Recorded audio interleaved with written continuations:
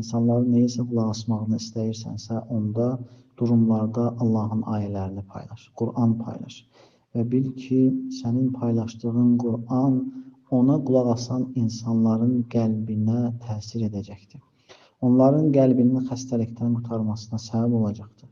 Və necə ki, gəlir ki, o vaxtlarında Peyğəmbər sallallahu aleyhi və səlləmin vaxtlarında kafirlərdən biri olur. Peyğəmbər sallallahu aleyhi və səlləm özdə adı yadımdan çıxıb qəbilə başçısı olur bildiyim qədər. Peyğəmbər sallallahu aleyhi və səlləm onu məscidə bağlamağa əmr edir.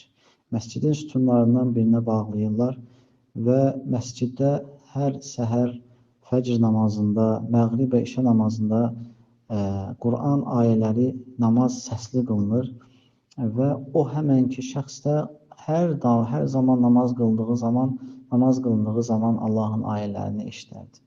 1, 2, 3 gündən sonra Subhanallah, Allahın ayələri onun qəlbini necə də çevirdi. Fikir verin, Subhanallah. Ona görə yəni o insanın müşrik olan, kafir olan bir insanın Qurana qulaq asması, Quranı dinləməsi İslam'a hidayətə gəlməsinə səbəb oldu. Əgər sən də kiməsə nəsə fayda vermək istəyirsənsə, başqa şey də bilmirsənsə, onda qoy durumlarında Allahın ayələrini paylaş. Allahın ayələrinə qulaq asmağa səbəb ol. Və belə olduğu zaman sənin paylaşdığın bu paylaşım səbəbilə nə qədər insan qulaq asarsa, onun savabı sənə vardır. Və həmçinin sənin səbəbinlə bir insan hidayətə gələrsə, o bu sənə yer və göy və onların arasında olan hər bir şeydən xeyirlidir. Subhanallah, bundan böyük bir nemət mi ola bilər?